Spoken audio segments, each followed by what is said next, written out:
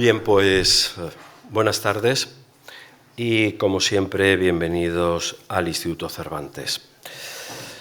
Un libro es siempre la excusa más sencilla para reunir a personas con una agenda imposible. Hoy lo hemos conseguido, aunque la verdad es que ha sido muy fácil juntar a tres eminentes personalidades en torno al último libro de la alcaldesa de París, Anne Hidalgo, incluida la propia autora, por supuesto. Por cierto, se me ha olvidado bajar el libro, vaya. Una alcaldesa que ha combinado la gestión política con la reflexión. Siempre lo ha hecho. O dicho con sus propias palabras, que intenta pensar a largo plazo al tiempo que actúa en el presente. Y eso que a menudo le dicen que es una persona eminentemente intuitiva, una caracterización que ella acepta, siempre que por intuición se entienda el cruce permanente entre ideas, conocimientos y experiencias personales.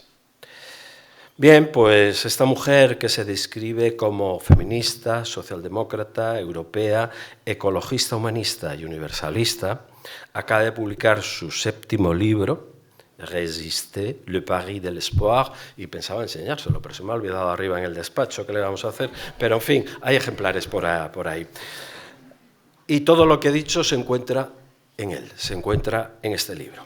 Como también el que considere, entre otros muchos aspectos, que es urgente rehabilitar y reconstruir la política, reducir los efectos devastadores de la actividad humana sobre el planeta o reanudar el combate democrático. Bueno, pues para hablar con una alcaldesa de la que los extranjeros podemos confirmar que goza desde hace muchos años de una extraordinaria proyección internacional, tenemos a dos ilustres personalidades de nuestro mundo, del mundo hispánico, que también comparte, por cierto, la alcaldesa. Por un lado, el colombiano Juan Gabriel Vázquez, gran novelista, ensayista y articulista, autor de una veintena de libros. Y el español Luis García Montero, gran poeta, ensayista y articulista, además de catedrático universitario, autor de unos 40 libros. Y, por si fuera poco, director de los institutos Cervantes en todo el mundo. Es decir, dos escritores, dos personalidades de la literatura que nunca han renunciado a participar de forma activa en el debate público.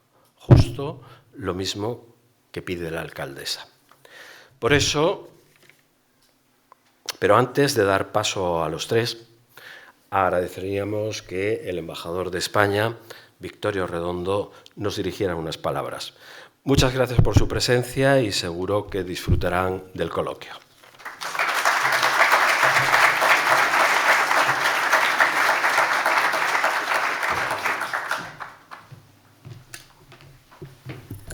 Muchas gracias, José María. Gracias al Instituto Cervantes en París por su acogida. Un saludo muy especial, alcaldesa. Placer tenerte con nosotros.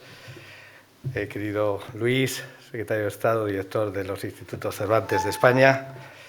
Queridos embajadores de Colombia, de Perú, benvolgut ambaixador en la UNESCO, Miquel Iceta. Queridos amigos, Juan Gabriel, bienvenido. Queridos amigos, amigas, tenía aquí unas notas, pero voy a ser breve y voy a intentar decir las cosas que a mí me parecen más importantes. Me perdonaréis si a lo mejor en algunas pues no lo digo con todo el rigor.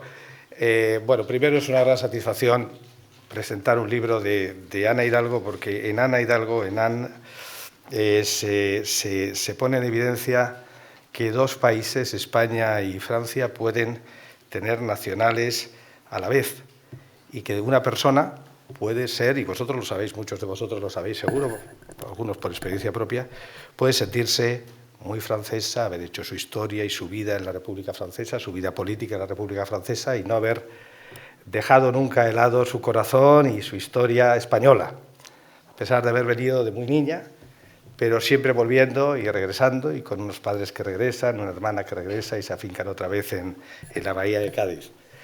Eso ya para un embajador de España pues es un ejemplo maravilloso. Es un ejemplo también que nos solo de Ana, sino que en Ana se ejemplifica el de muchos otros españoles que llegan inmigrantes, en segunda generación, algunos de ellos ya, que vuelven a España en la jubilación o que no vuelven, pero que mantienen sus lazos con España y que se sienten españoles y que con la ley de doble nacionalidad, pues sin renunciar a una, sienten y tienen la otra. Este es un ejemplo. También con Ana yo creo que es muy fácil decir, y decirlo muy rápido, que ha sido una alcaldesa también muy española, en el sentido de que ya desde su época de adjunta del anterior alcalde, tantos años, y después ya como alcaldesa desde 2014, hemos sentido siempre que Ana Hidalgo estaba cerca de las causas de España, que eran las causas del progreso. Afortunadamente coincidían en muchos momentos de nuestra historia, y no solo estaba cerca de las causas de hoy, sino también de recordar las causas de ayer. Y gracias a eso, pues pudimos en 2015, pudieron entonces quienes estuvieron con ella, inaugurar el jardín de la 9, justo al lado del ayuntamiento, en el mejor de los sitios, justo donde también esos soldados españoles republicanos que tanta historia llevaban detrás y tan proyectado hacia el futuro, reconocidos ahora por todos, justo donde ellos llegaron y dejaron sus tanquetas. Ana, muy sensible a eso, como no podía ser menos, les dedicó ese jardín y cada año, los 24 de agosto, tenemos la satisfacción de escucharla, hablar de ese tema y encontrarnos todos juntos allí con nuestros republicanos y sus familias. Ana Hidalgo también es un ejemplo, y me voy un poco ya al libro, de reflexión continua sobre lo que significa ser una mujer en política. Ella dice que no es fácil que las mujeres hayan llegado a puestos de responsabilidad en los municipios, cada vez hay más, pero es verdad que no es fácil, y en las grandes ciudades supongo que tampoco.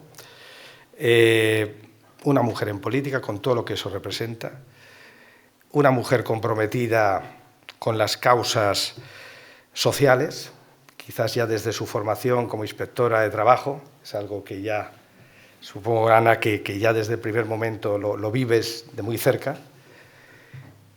Eso la lleva a ingresar en el Partido Socialista francés y a hacer su trayectoria, sobre todo en la política municipal, aunque en algún momento le pidieron y tuvo que dar un salto muy grande a la política nacional. El tema social, por un lado, el tema ecológico y la sostenibilidad, que es una causa de nuestro tiempo y que ella ha abrazado con toda su fuerza en París. Nos ha demostrado a todos que se podían hacer reformas desde una gran ciudad para la peatonalidad, creando espacios verdes, hablando de progreso en el sentido de reconciliarnos con nuestro entorno y preparar el camino para las nuevas generaciones y hacer un planeta y una ciudad más sostenible.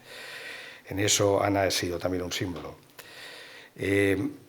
Sostenibilidad, compromiso social, compromiso con los refugiados. Recuerdo las pancartas que los refugiados delante del ayuntamiento, en las paredes del ayuntamiento de los refugiados de Ucrania.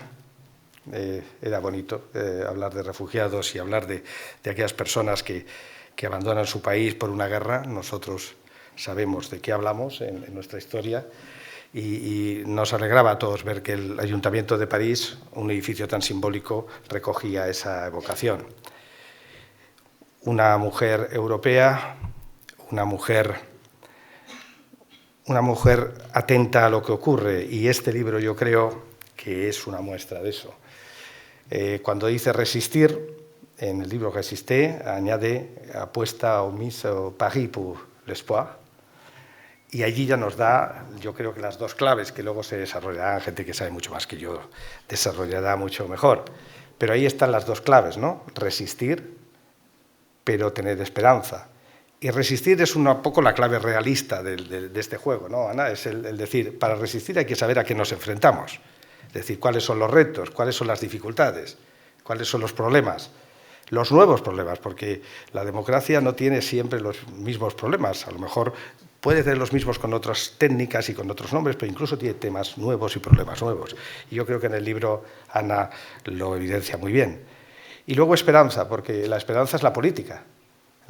No haría nadie política si no tuviera esperanza en cambiar el mundo, en hacer las cosas mejor, como dice Jaurès y tú citas, ¿no? Pasar a un mejor mundo, un avenir más positivo, ¿no? Y ahí está la última parte que yo quería mencionar en esta breve intervención, que es la dignificación de la política, que creo que está en el núcleo del pensamiento de Ana Hidalgo y de tantos políticos y pensadores hoy en día. Dignificar la política en una sociedad en la que parece que hablar de política significa hacer un menosprecio a la razón o hacer un canto a la ambición personal, a los intereses de unos contra otros, o a ser tremendamente ingenuos.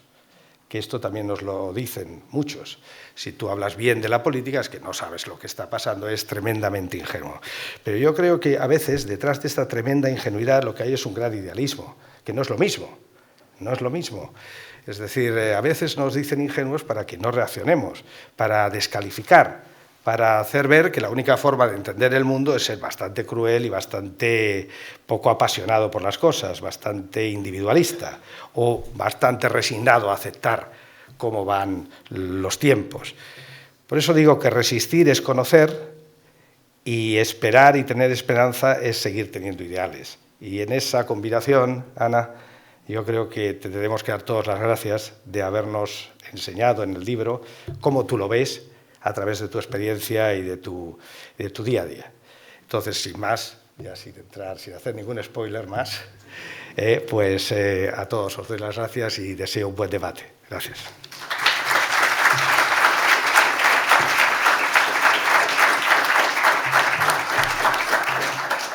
Bueno, pues ahora ya sí, nuestros invitados pueden salir de las tinieblas y venir a la luz.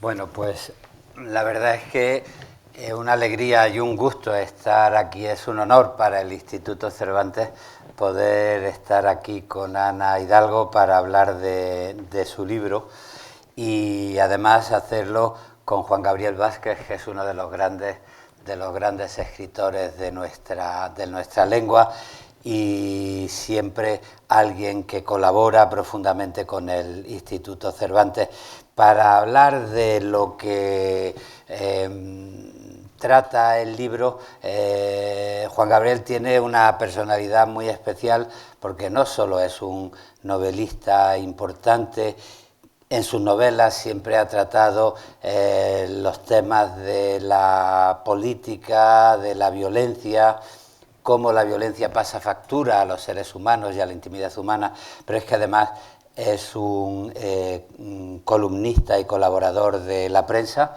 ahora colaborador del periódico El País en España y por eso está muy al día en la actualidad. Y este libro, el libro de nuestra alcaldesa, nos invita a mirar la realidad. Yo quiero decir algunas cosas, después le paso la palabra a Juan Gabriel y ya me meto en la conversación y al final quiero acabar leyendo un poema. Te dedico un poema que tiene que ver con el libro. A mí me parece importante la perspectiva desde la que está escrita el libro. A veces en las discusiones históricas, humanas, se genera una tensión entre la invitación a ser optimista y la invitación a ser pesimista. El optimismo muchas veces es un camino hacia la ingenuidad, cerrar los ojos, no ver los problemas.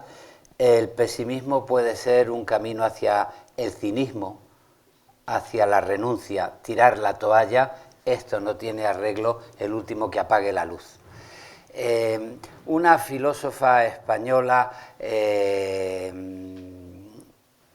María Zambrano, reivindicó frente a la ingenuidad optimista y al cinismo pesimista el concepto de esperanza.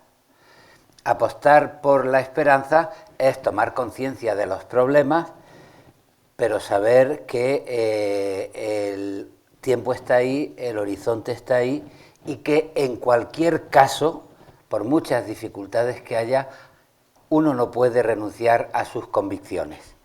Y son esas convicciones las que te hacen que sea posible pensar en un futuro donde las cosas cambien. Y a mí me parece esa mirada un eje fundamental en este libro, para analizar una realidad actual muy peligrosa. Una mujer me confiesa en el libro que le hubiera gustado que otra mujer fuera la presidenta de los Estados Unidos y que no perdiera tan clamorosamente las elecciones.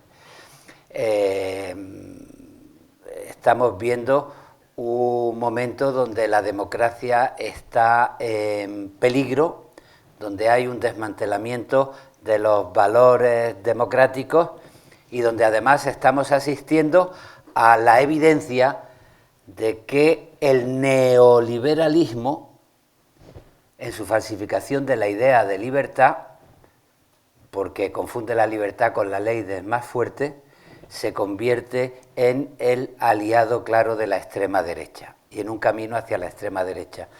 Y los valores democráticos se están desmantelando. Y hay que reaccionar contra eso.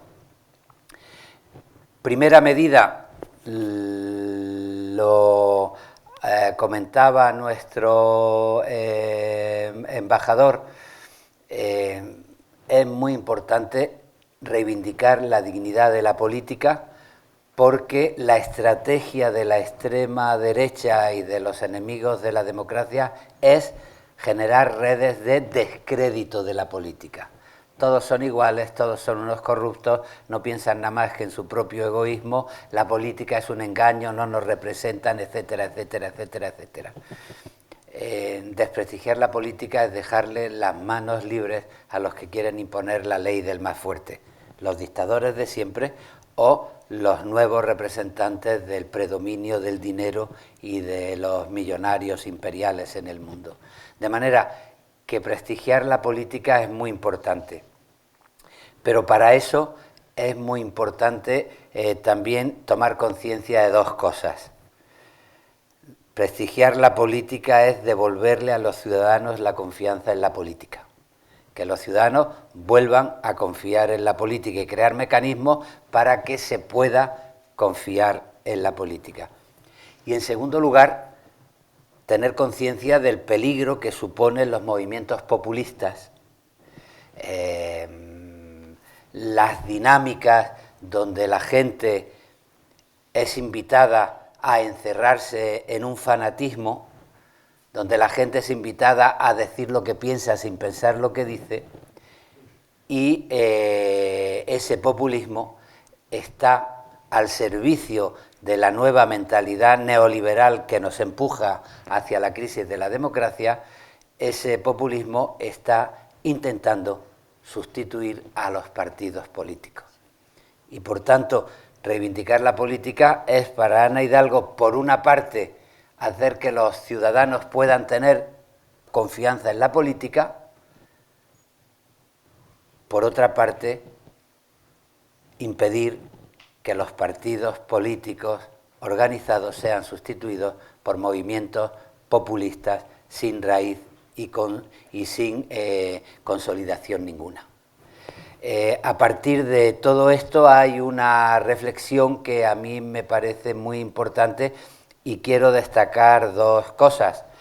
Como vivimos en el mundo de la globalización, pues los problemas que se pueden analizar en Francia son muy parecidos a los que se pueden analizar en los Estados Unidos o en España. La estrategia de la crispación para acabar con la política la vemos continuamente en nuestra prensa, en nuestras discusiones y en la estrategia irresponsable de algunos políticos que confunden el debate y la argumentación con el desprecio, el insulto, el bulo para denigrar al contrario. Se convierten ellos desde la política en los aliados más importantes del descrédito general de la política. Eso por una parte. Por otra parte, dentro de la globalización, devolverle la confianza a los ciudadanos significa que los valores teóricos, los valores universales, tengan que ver con la identidad de cada persona, con la experiencia concreta de cada persona. Defender los derechos universales es fundamental, pero es fundamental también que se sepa que esos derechos universales están pegados a la realidad. Y a mí me parece eso muy importante.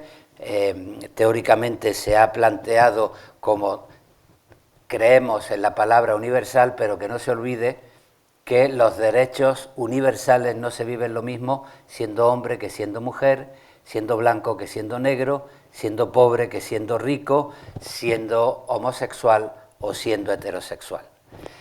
En esta dinámica es muy importante que las instituciones estén cerca de la gente y comprendan a la gente.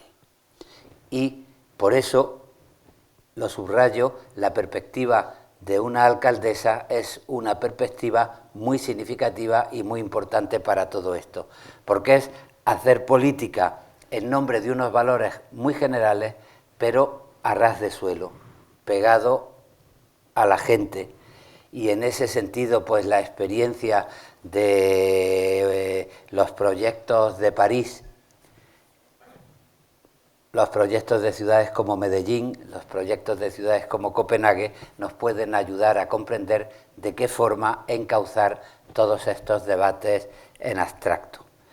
A mí me parece además que la experiencia de París, desde lo que puede suponer un atentado terrorista terrible, que además se puede utilizar no para defender el derecho a la vida, sino para crear odios racistas, en cómo analizar políticamente un atentado o cómo analizar la fraternidad posible en un gran acontecimiento que une a toda una población en torno a unos Juegos Olímpicos.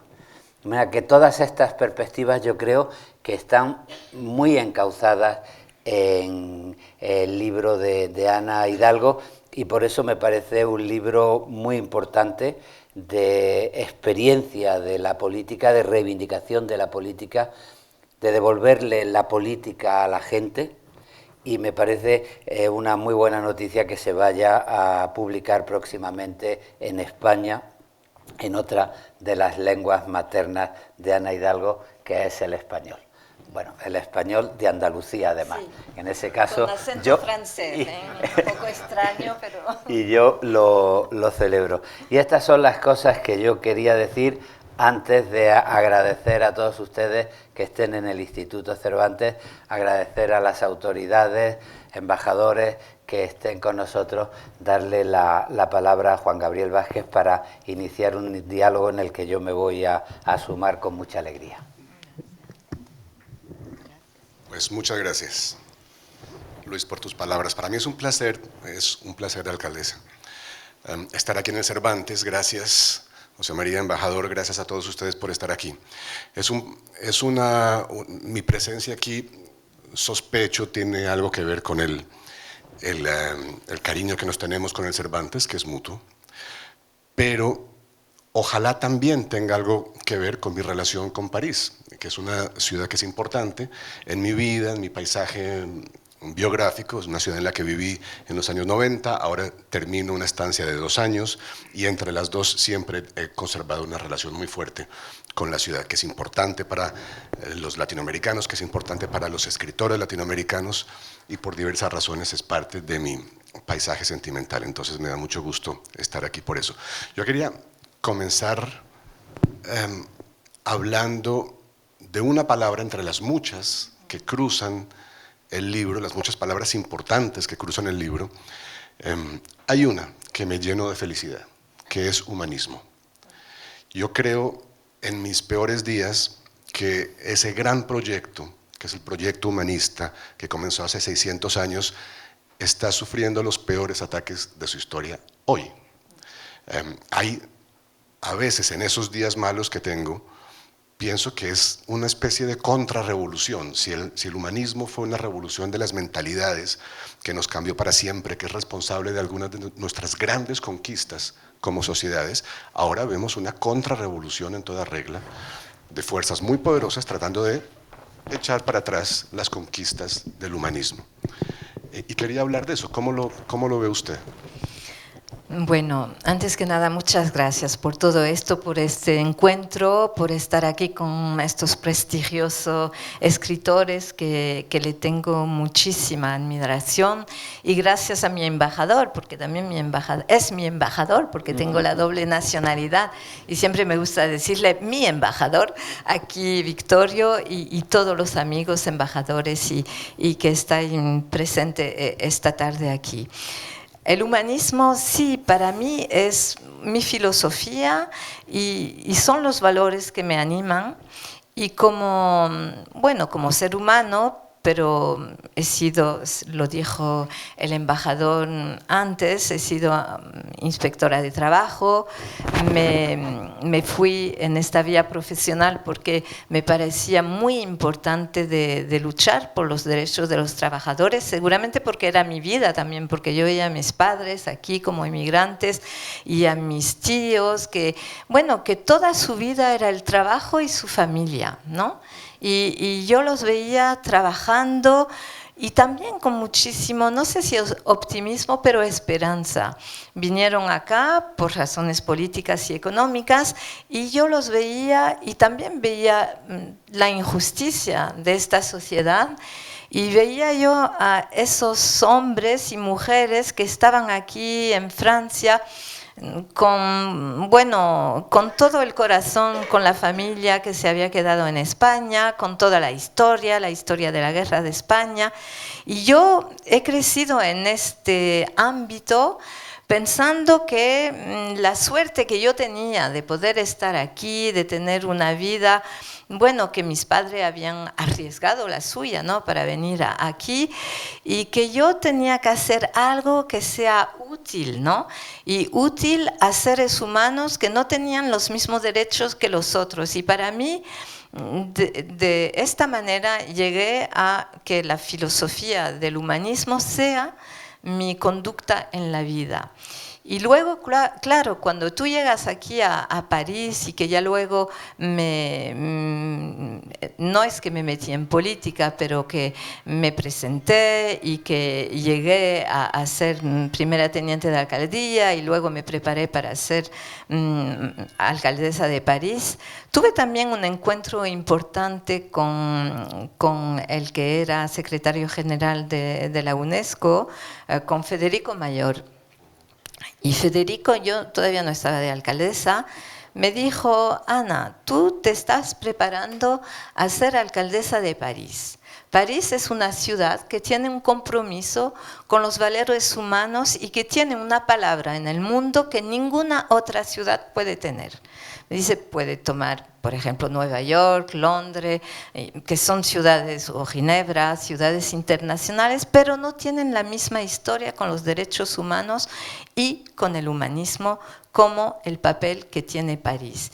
Y es verdad que ahí coincidí también con estos valores humanistas y el trabajo, el cargo que podía yo tener aquí en la ciudad de París.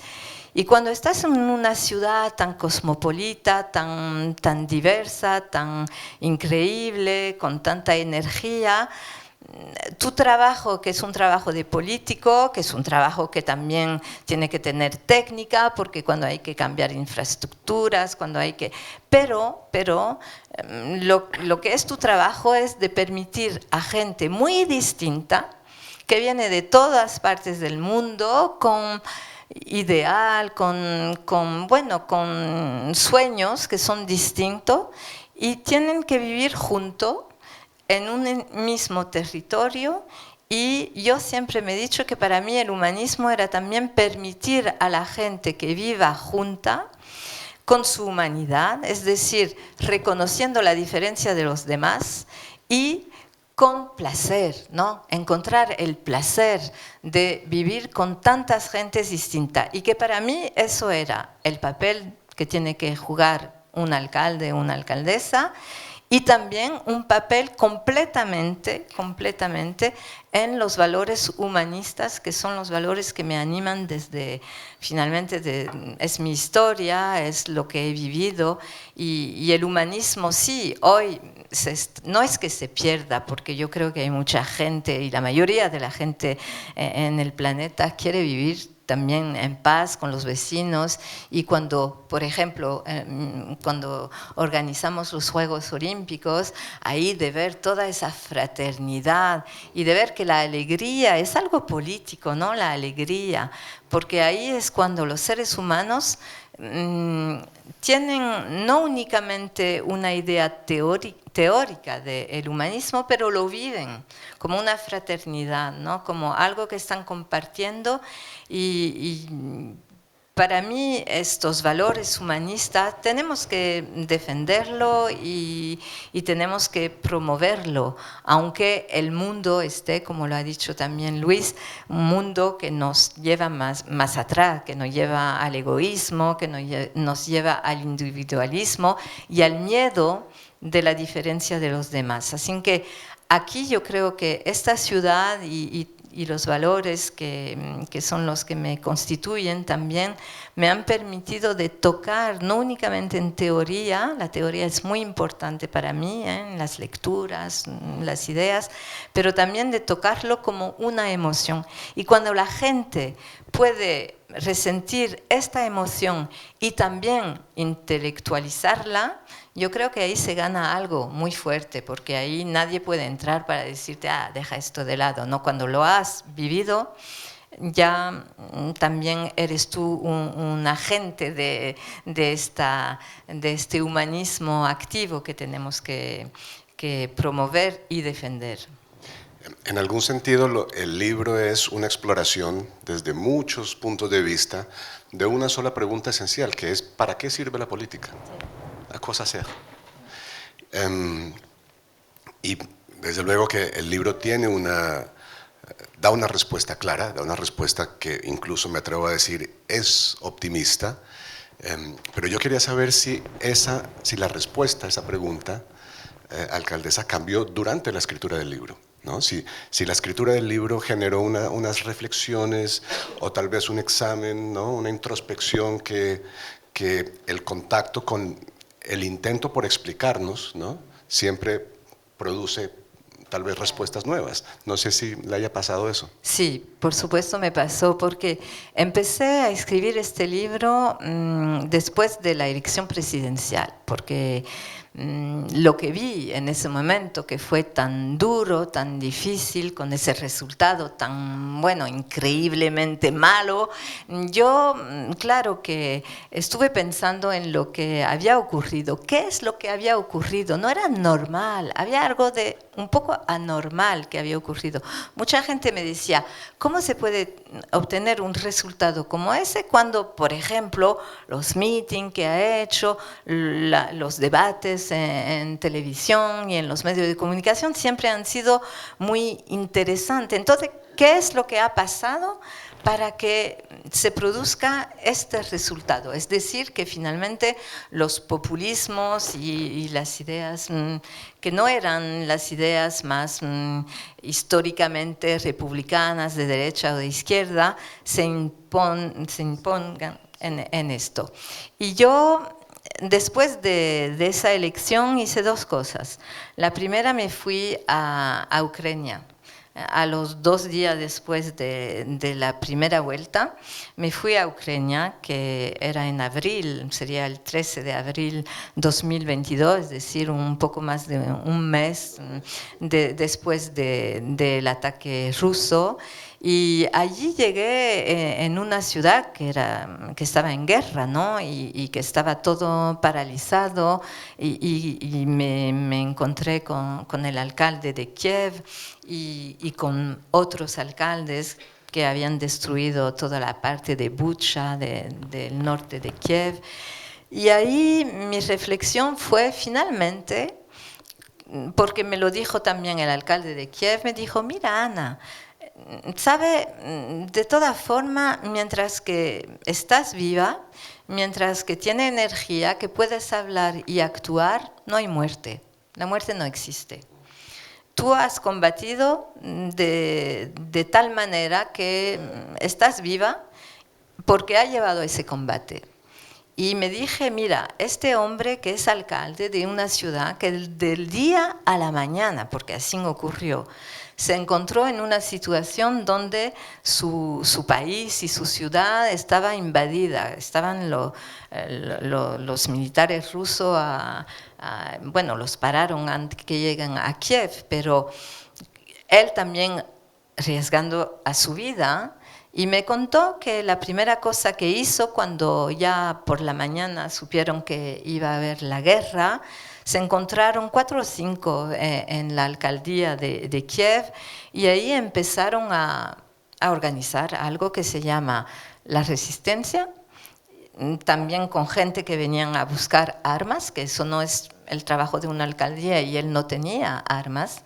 Pero bueno, la gente venía para eso y también a organizar la retirada de los que se tenían que, los niños, personas que no iban a combatir y que tenían que ponerse también con protección, ¿no? Y yo me dije, mira, tú sales de una elección presidencial donde todo el mundo me estaba diciendo que ya estaba yo muerta. Así se habla en política, está muerto, vivo o muerto. Y estaba frente a un hombre que él estaba arriesgando su vida. Y de ahí también me vino esta idea de que muerte o vida en política, ¿eso qué significa? Mientras que tú estás defendiendo tus ideas y que está combatiendo y que la intenta también de compartir esas ideas, porque estás vivo y puede avanzar. Esto fue una de las primeras cosas que también me hizo un poco cambiar el narrativo del libro. Y la segunda cosa fueron varias lecturas, pero bueno, la lectura de Todo va a mejorar, por supuesto, ahí ya la tenía yo ahí bastante, sí. Pero también la lectura del libro de Giuliano da Empoli, Los ingenieros del caos, porque me lo dio un amigo mío que es mi teniente de alcaldía en cargo del Internacional y Europa, y lo leí. Y ahí me dije, bueno, ya comprendo lo que está pasando. Es algo que ya no tiene nada que ver con el juego político clásico que hemos conocido antes con los partidos, con medios de comunicación, con una cierta idea del debate político, y hemos pasado a algo distinto, el espectáculo, y el espectáculo tiene que dar de ver cosas que no tienen nada que ver con política, pero te dicen lo que tiene que dar que ver, que es otra cosa que política, que es algo que destroza a la política, porque al cabo ya no es política, la política es también actuar para cambiar la vida de la gente con ellos, no contra ellos, con ellos y para ellos. Y ahí ya empecé también a cambiar el narrativo, y al principio con mucho pesimismo, ¿no? Porque cuando empecé a escribir con todo esto, veía gente que me daban optimismo, como el alcalde de Kiev, también reflexionando con la historia, por ejemplo, de Pedro Sánchez, con la historia de Lula, que estará acá mañana. Esas personas que han demostrado que saben combatir, que saben estar en lo suyo y comprometido con libertad, con humanismo. Todo esto me daba confianza y optimismo, pero también cuando se ve la marcha del mundo, estaba escribiendo algo que al cabo me pareció muy pesimista, de modo que sin esperanza.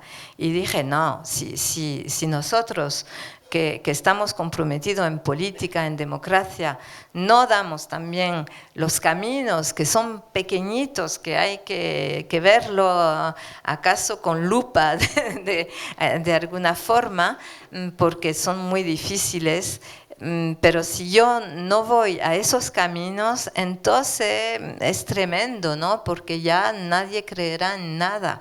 Y yo creo en los valores humanos, yo creo en la capacidad que tenemos de buscar más bien fraternidad que guerra, y entonces ahí cambió. Sí, entre el momento que empecé a escribir y bueno, todo este camino que hice escribiendo, que duró 9 meses, es decir, 9 meses.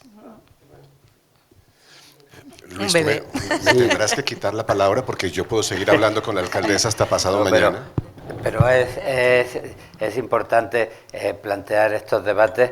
Ella hace una reivindicación del humanismo y lo une además con el concepto de ecológico, un humanismo ecológico, porque la realidad del mundo en el que vivimos, si vamos a unirnos, tiene que ser también en el respeto hacia un planeta que nos permita sobrevivir, ¿no?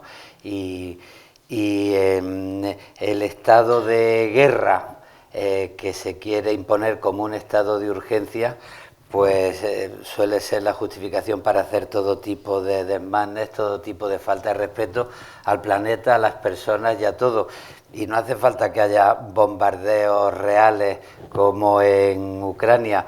En la política, en los medios y en las redes sociales tiene mucho de estado de urgencia, de estado de crispación, para desacreditarlo todo y para...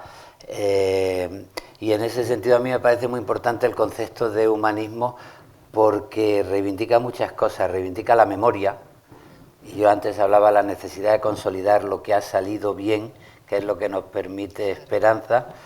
Reivindica una idea de tiempo que no es el tiempo mercantilizado de usar y tirar, sino el tiempo que invita a la convivencia y al compromiso, ¿no?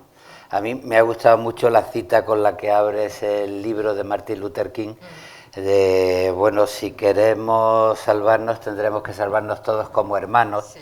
Y aparece la palabra fraternidad, porque como estemos cada uno por nuestra cuenta, lo que vamos a desaparecer es todos juntos. Y como estamos en el Cervantes, pues me gusta mucho recordar a José Martí, el gran escritor independentista cubano, cuando dijo, hay 2 frases suyas que me gustan mucho: patria es humanidad. Desconfío mucho de los patriotas que no están comprometidos con la dignidad de la vida de la gente de su patria. Patria es humanidad. Y por otra parte dice, la palabra de orden es juntarse. Y en ese sentido hay una apuesta muy clara en el libro para defender unos valores sociales que tengan que ver no con el narcisismo de un tiempo y de una memoria de usar y tirar, sino con unos valores que tienen que defenderse de manera compartida y que son valores que tienen que ver con una herencia humanista que ahora tiene que modernizarse en las nuevas apuestas históricas, como el ecologismo, por ejemplo. Como la ecología, y en esto también me ha interesado, por ejemplo, abrir de nuevo a obras, la obra, por ejemplo, de André Gorz. André Gorz fue uno de los pensadores, era de Sartre, ¿no? Es un alumno de Sartre, y también, no alumno, pero bueno, era un discípulo, se dice, de Sartre, y también fue uno de los que, era marxista, de formación marxista, pero uno de los que puso la idea ecológica en el debate político aquí en Francia de lo que se ha llamado la segunda izquierda, es decir, no la izquierda tan etatista, ¿no? Pero la izquierda que más bien la que era del PSU, ese partido donde estaba al principio también alguien como Michel Rocard, y ese pensamiento político en la izquierda francesa era un pensamiento muy muy cercano también de la sociedad.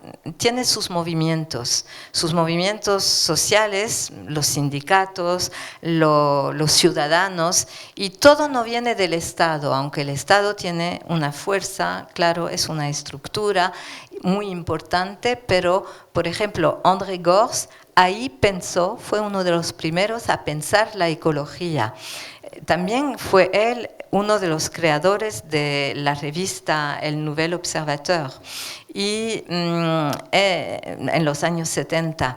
Y encontré documentos de André Gorz, donde, por ejemplo, sobre la ciudad, no sobre la ciudad de París, pero él ya había visto que en años más lejanos habrían, por ejemplo, en ciudades grandes como París, bicicletas por todos lados. Bueno, él había inventado en la visión que él tenía de esta ecología y de este socialismo, esta izquierda, donde la gente era la que hacía su porvenir, había inventado algo muy interesante que se ha perdido un poco en el debate francés, pero de vez en cuando, yo creo que ahora sale un libro de una escritora que es una especialista de André Gorz, y es muy interesante, sobre todo, por ejemplo, aquí en el debate de la izquierda francesa. Esto es una de las escrituras también que me ha inspirado, y también una filósofa joven que se llama Corinne Pelluchon, que es muy interesante porque ella está investigando este tema de cómo el universalismo, el humanismo acoge a todo lo que está vivo en el planeta, los animales, la vegetación, la naturaleza, y lo hace de una manera muy interesante porque muy integradora dentro de los conceptos de las Lumières, ¿no? de las filosofías de las Lumières, aquí, que también han nacido aquí en Francia. Y es muy interesante porque da algunas llaves para construir algo donde no se opone ecología y social, que también es algo que todos los que no quieren a ecología y que no quieren a social tampoco, están intentando, ya lo hemos visto en varios debates, agricultores contra, debates que hay en Europa, en todos los países, o aquí lo que tuvimos con los gilets jaunes, los chalecos amarillos, eran también debates y combates donde se ponían como en un espectáculo el tema del social enfrentándose a la ecología. Y el trabajo que está haciendo Corinne Pelluchon permite de reunirlo todo en un trabajo muy teórico, pero que nos da muchas llaves para concretizarlo. Por ejemplo, los derechos de la naturaleza. Y esta mañana en el Pleno hemos tenido algo muy interesante porque organicé una convención ciudadana varias semanas pasadas sobre el tema cómo proteger al río Sena para que el Sena tenga sus propios derechos y que esos derechos no sean dependientes de que nosotros los protegimos, pero que alguien pueda reivindicar un día, por ejemplo, si hay una contaminación del río, que se pueda actuar delante de un tribunal para defender a la naturaleza, al río, como una personalidad jurídica. Y han trabajado ciudadanos y esta mañana votamos el resultado de esa convención ciudadana que nos ha dado todas las llaves para votar esta mañana la protección del río Sena como una personalidad. Es un movimiento que no es únicamente aquí en París, el Mar Menor es lo que se ha hecho con el Mar Menor, y España es uno de los países que está destacando bastante en este tema de derecho de la naturaleza.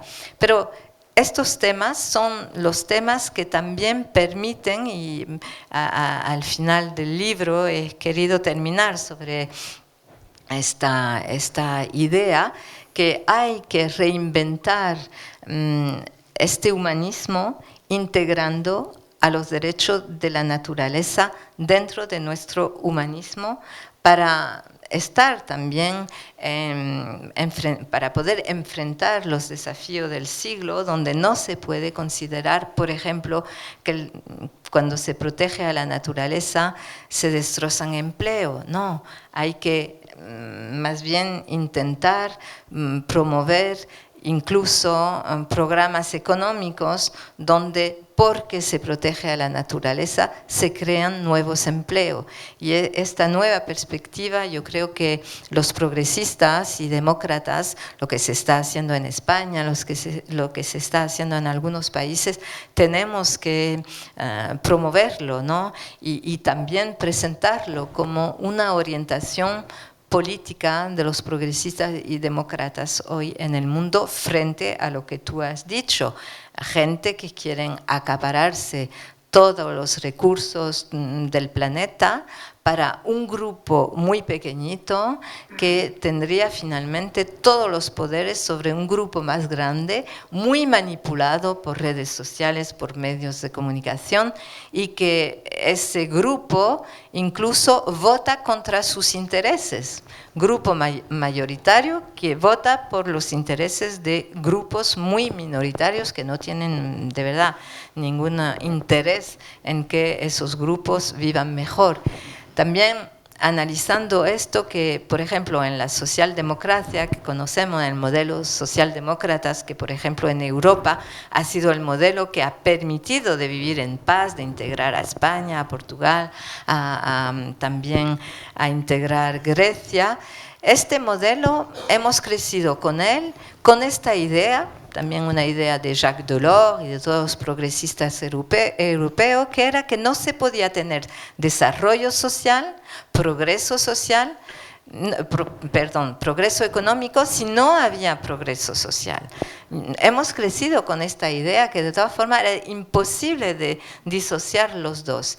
Y ahora estamos frente a un mundo donde parte de este capitalismo mundial, más bien un capitalismo basado sobre las energías fósiles, está intentando decirnos que, bueno, el progreso social nada más que viene a impedir a los intereses económicos de este mundo fósil de desarrollarse más rápido y más fuerte, ¿no?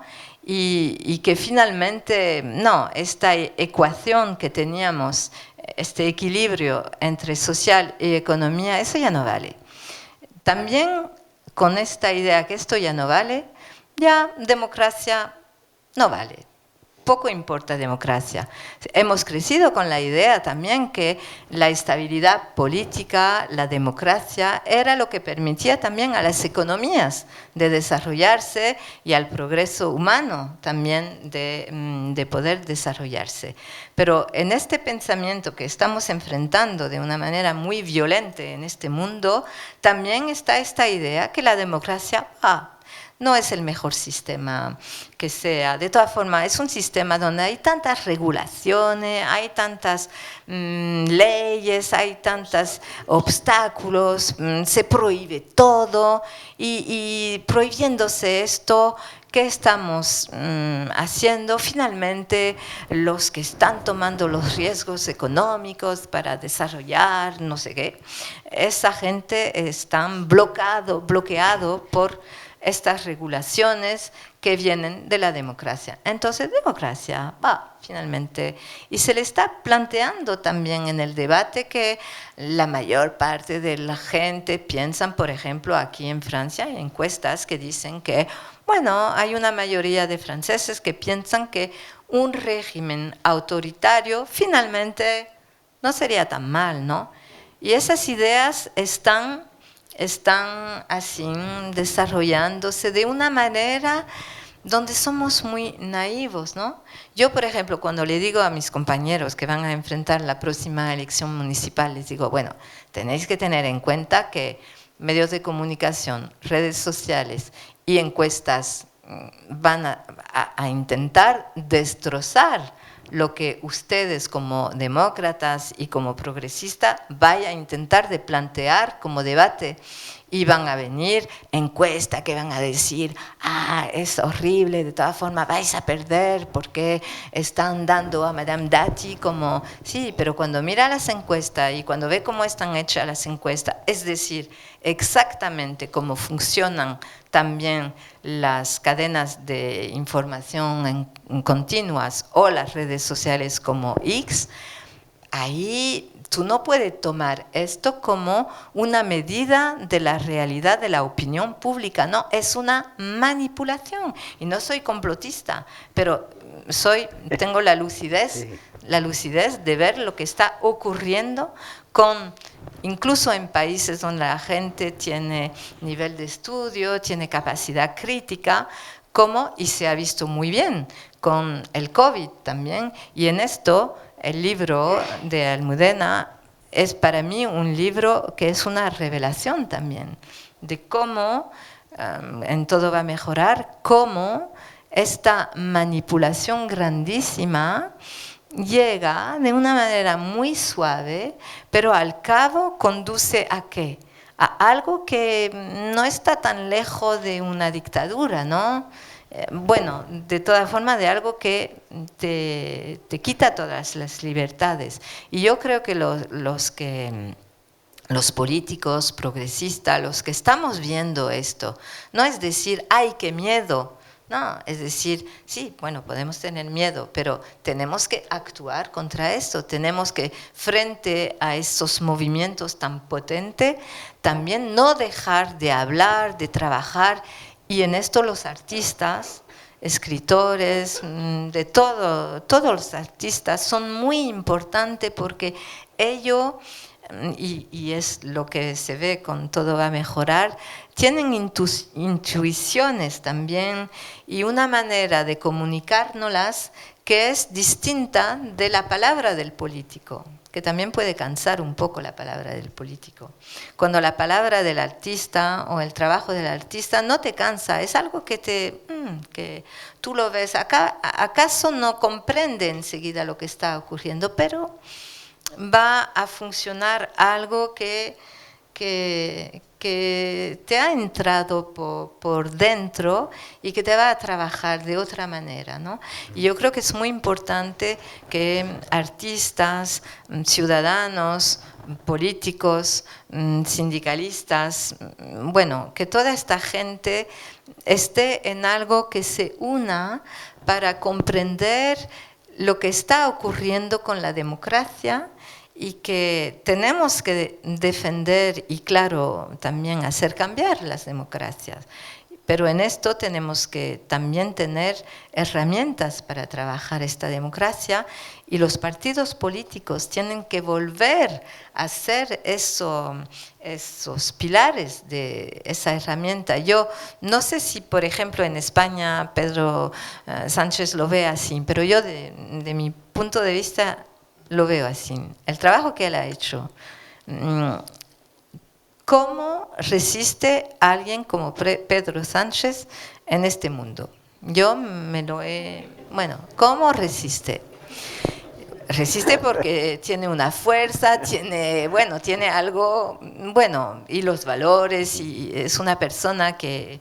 Y él también hizo un manual de resistencia, porque hizo un libro que se llamaba Manual de Resistencia.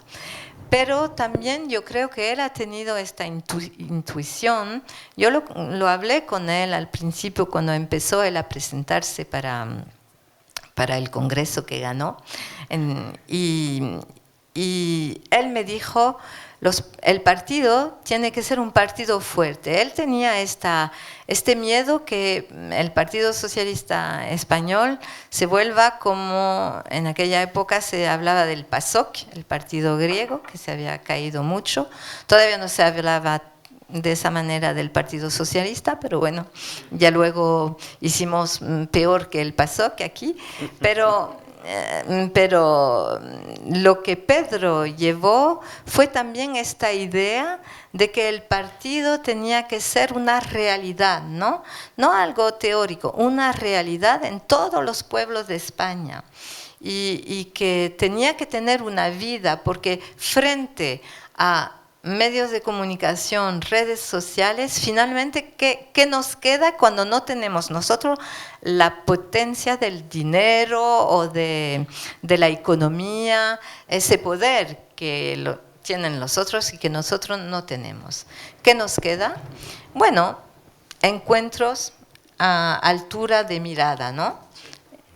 Y el humanismo a altura de mirada. Y ahí es donde se forma la conciencia, donde se mantiene también la idea que tenemos que seguir combatiendo, porque no hay otra solución que la democracia, porque no hay otra solución que intentar hacer que los que no viven bien vivan mejor, que nuestros hijos tengan mejor porvenir todavía que nosotros, que el planeta no esté destrozado.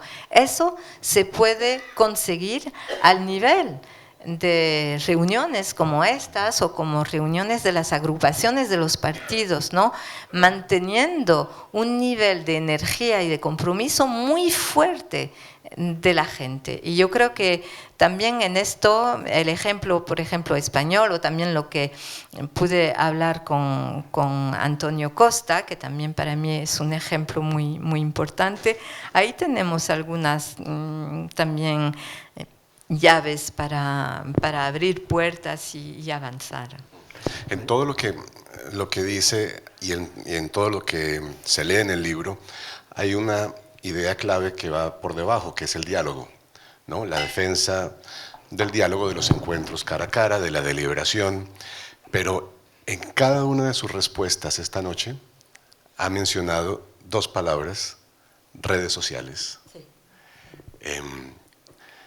Que son, en cierto sentido, el más claro intento de sabotaje que han hecho nuestras sociedades del diálogo social, de la capacidad para conversar, de la capacidad para encontrarnos. Si la política es, entre otras cosas, la propuesta a los ciudadanos de una colaboración, de que colaboren entre ellos, yo creo que no hay peor elemento en nuestras sociedades de ahora que las redes sociales, que lo que han hecho es romper la noción de realidad común, instalar a cada ciudadano en su propia realidad y por lo tanto impedir la colaboración, impedir la conversación, impedir el diálogo.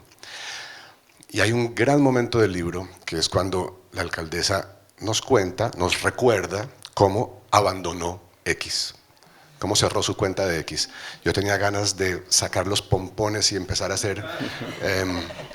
porque recuerdo esa tribuna en Le Monde y porque siempre he sido enemigo de las redes sociales, a veces por neurosis y ahora por convicción, ¿no? Y quería hablar un poco de eso. ¿Qué fue exactamente lo que motivó su salida de X?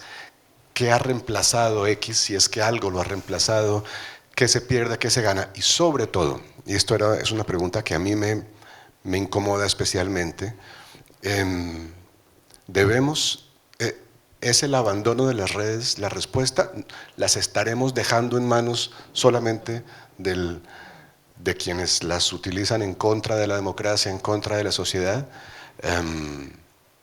Yo estoy de su lado, pero no sé si es la única respuesta, ¿no? No, claro, yo me hice esa pregunta también, pero la abandoné en noviembre de 2023, ¿no?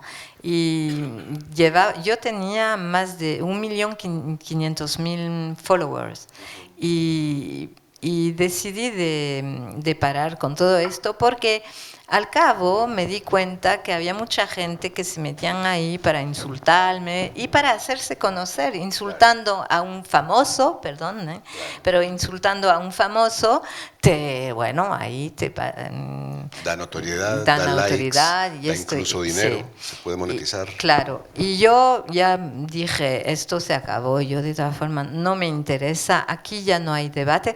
fui una de las primeras a apuntarme en Twitter en aquella época y bueno, era interesante porque al principio, sí, por supuesto, daba una libertad, ¿no? Ahí tú podías dar tu agenda, poner en relieve temas, acciones que los medios de comunicación no te las tomaban. Bueno, te daba una libertad, pero al cabo ya no fue libertad, fue algo muy, muy bueno, que destrozaba todo, ¿no?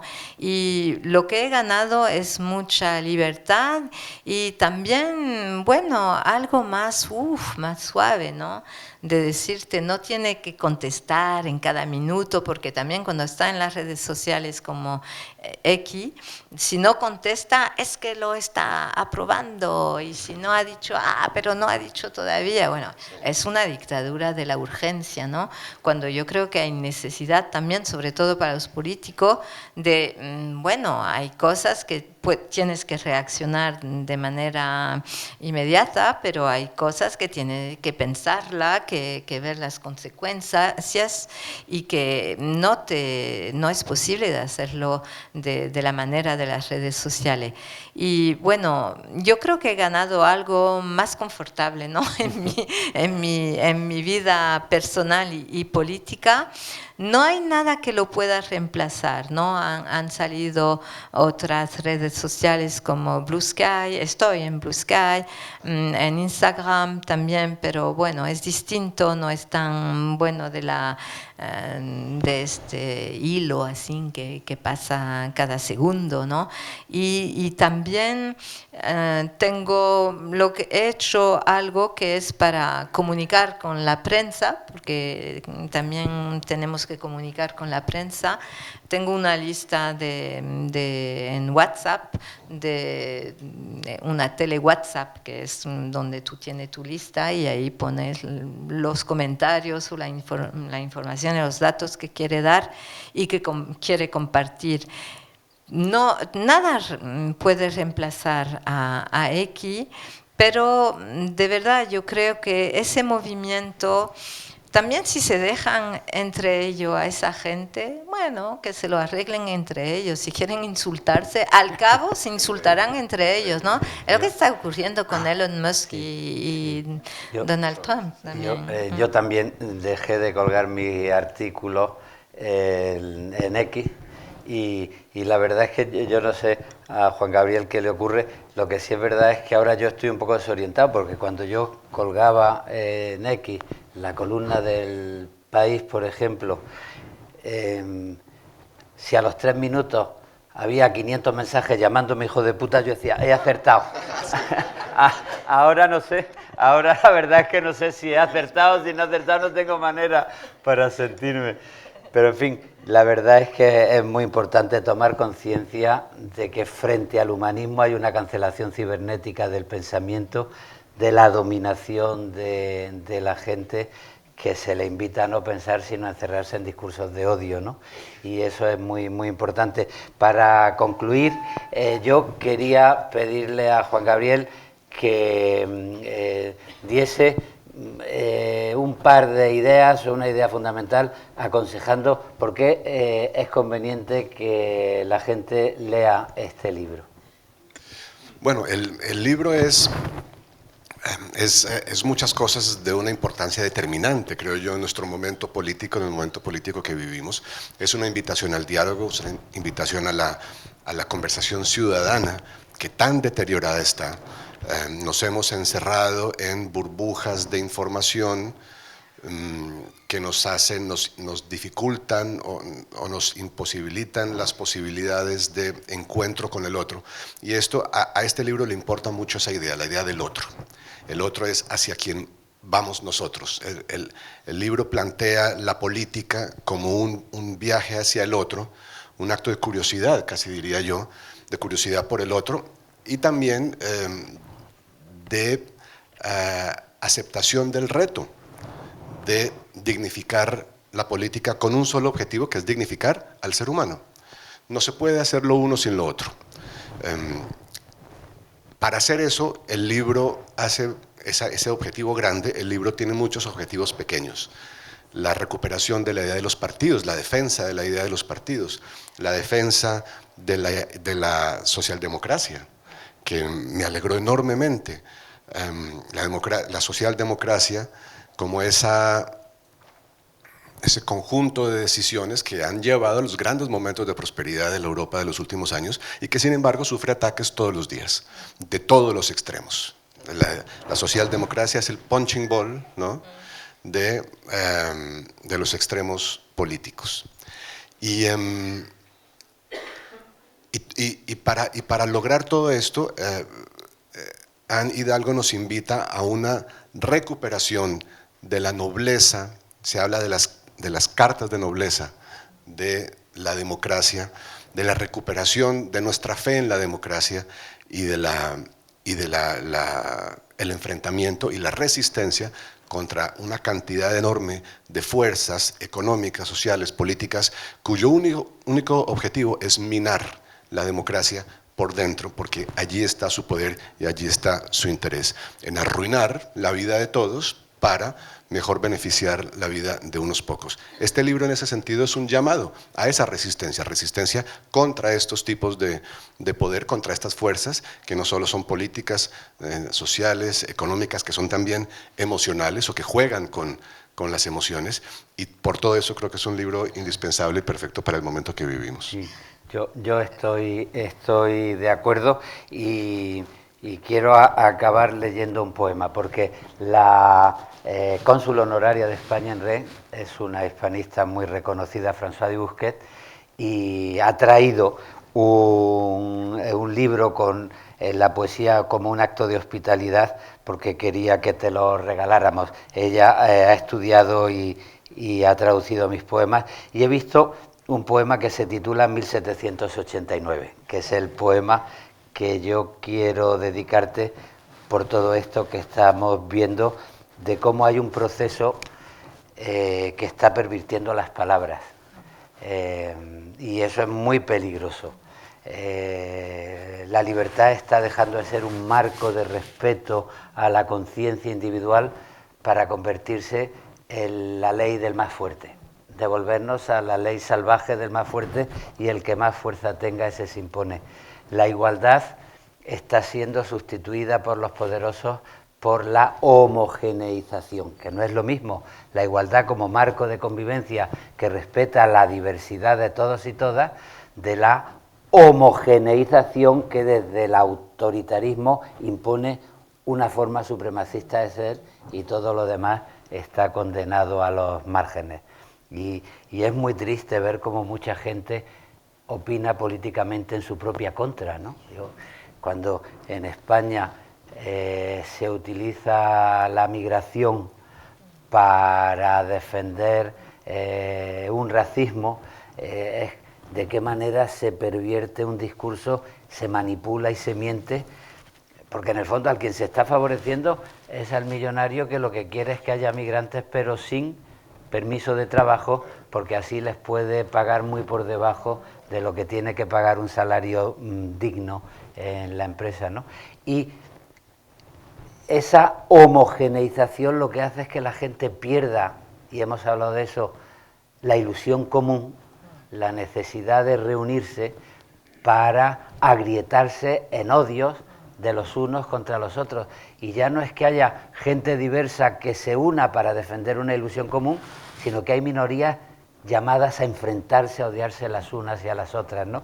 Entonces, en este poema yo me imaginé a una dueña de casa, de la casa de la democracia, que de pronto recibe a alguien que viene a comprarle la democracia y a quedarse con ella. Y de pronto he pensado que podía ser la alcaldesa de París,